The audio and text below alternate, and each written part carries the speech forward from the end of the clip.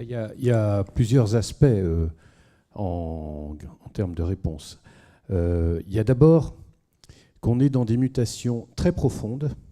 Alors je voudrais d'abord dire à Jean-François Caron que je me souviens qu'il m'avait invité pour travailler dans les premiers groupes sur les biens communs et qu'au début je me suis dit mais où est-ce qu'il m'emmène dans ces trucs-là ?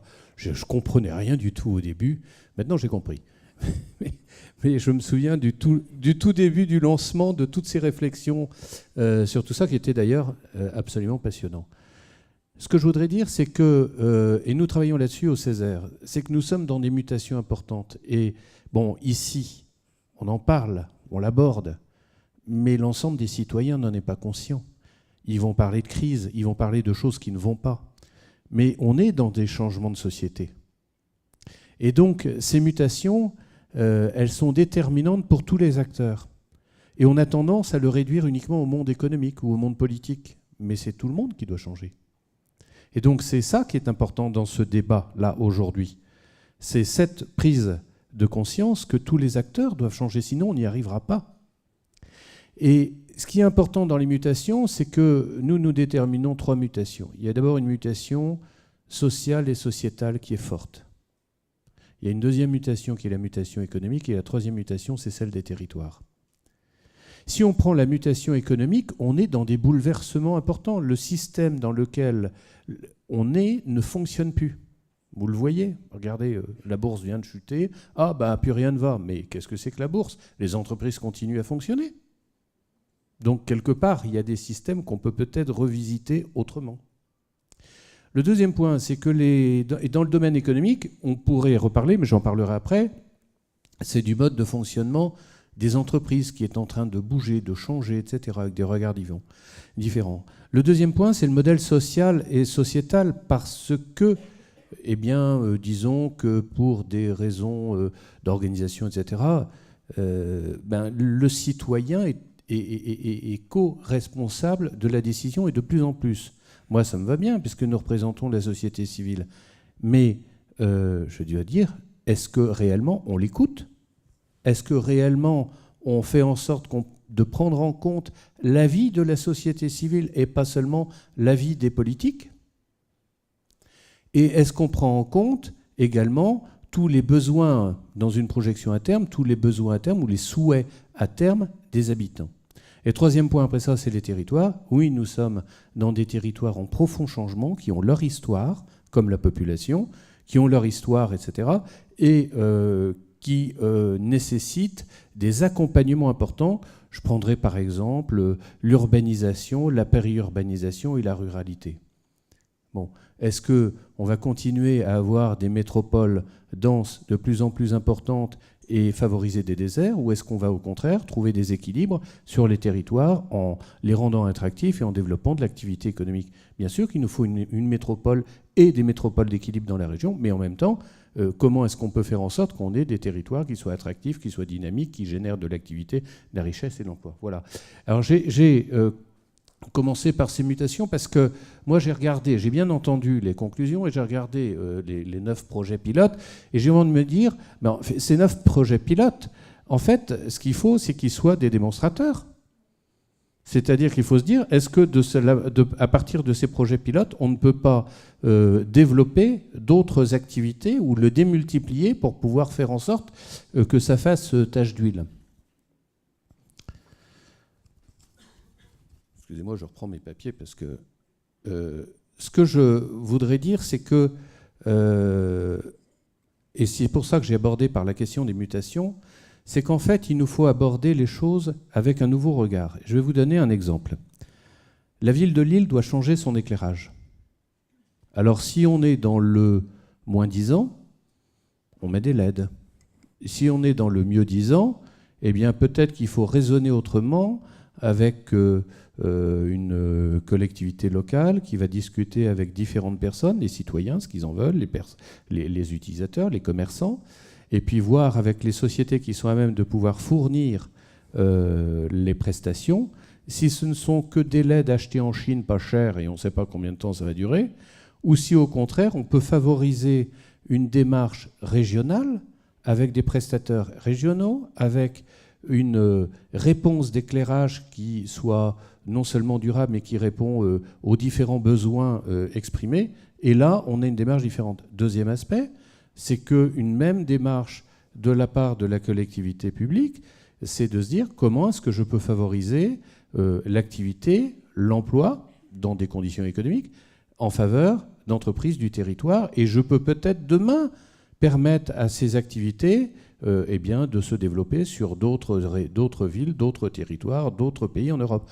Ce que je vous dis sont des cas concrets et ce sont des questions posées, par exemple, à la Chambre de commerce, où certains acteurs se disent qu'est-ce que je peux faire pour apporter mes services et faire en sorte que dans mes services, dans le cadre d'une troisième révolution industrielle où nous pouvons produire mieux, eh bien, la réponse à un besoin particulier soit quelque chose de développable et d'exportable.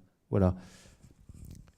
Je donnerai un autre point, c'est ce qui concerne, en ce qui concerne les mutations, on parle beaucoup de la troisième révolution industrielle sur les 7 piliers. Il y a 2 aspects qui sont importants dans la troisième révolution industrielle.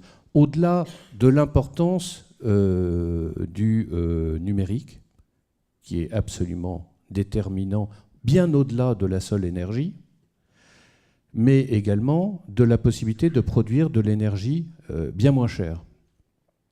Quels sont les besoins que demandent les entreprises ? Les entreprises, dans une enquête de la Chambre de commerce, elles disent les 4 problèmes que nous avons. Le premier, nous devons trouver des marchés. Le deuxième, nous devons restaurer nos marges. Le troisième, nous avons des difficultés pour trouver nos produits. Le quatrième, nous avons des difficultés pour trouver l'énergie. De l'énergie pas chère. Enfin, l'énergie, ils en trouvent. C'est de l'énergie qui est trop chère. Quand vous prenez le point 3, le point 4, on est complètement dans la démarche Rifkin, enfin du projet. Alors, je ne vais pas jouer le Rifkinien, mais je vais parler de troisième révolution industrielle, qu'on ferait peut-être mieux de parler de troisième révolution innovante qu'industrielle, parce qu'industrielle, c'est un peu typé, alors qu'en fait, on est dans une telle transformation avec la troisième ère qu'on est en train de changer. C'est un booster extraordinaire pour changer notre territoire, changer les entreprises et permettre à l'ensemble des citoyens d'être coacteurs de nous. Ensemble des citoyens parce qu'ils vont devenir, j'espère, demain de plus en plus nombreux à être coproducteurs d'énergie.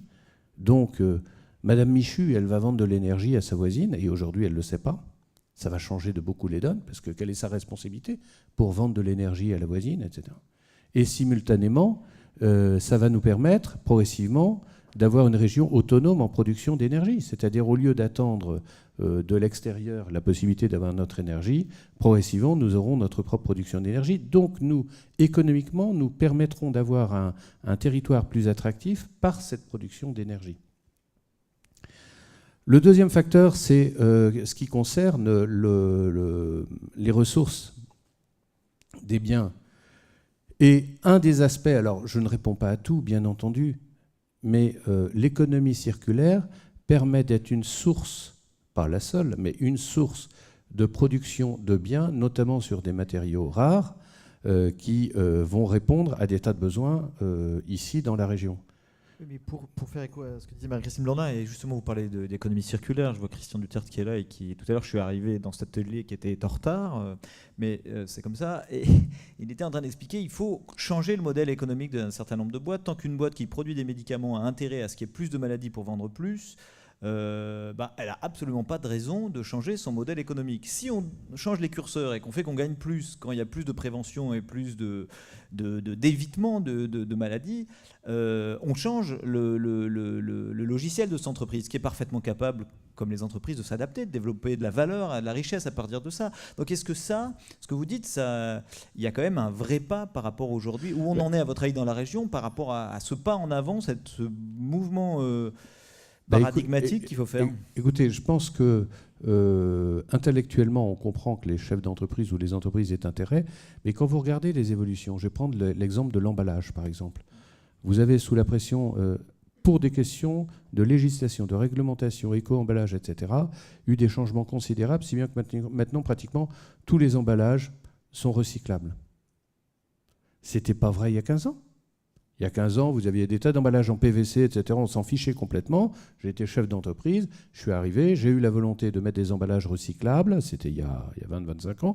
Bon, j'ai eu cette volonté-là, mais on était dans un courant peut-être innovant qui, après, s'est complètement généralisé. Et pourquoi il s'est généralisé? Un peu sous la pression de la législation, de la réglementation. Mais après, ce que les entreprises ont compris, c'est qu'en fait, c'était aussi des facteurs non seulement d'engagement citoyen, mais également de productivité, de compétitivité. C'est-à-dire que le premier aspect qui était vu, on ne le voyait que en termes de gains, de gains et de profits, mais en réalité, l'ensemble de ces démarches sont aussi des leviers de développement pour les entreprises. Et l'entreprise qui vend un produit qui a des effets secondaires ou qui, je veux dire, ne permet pas forcément...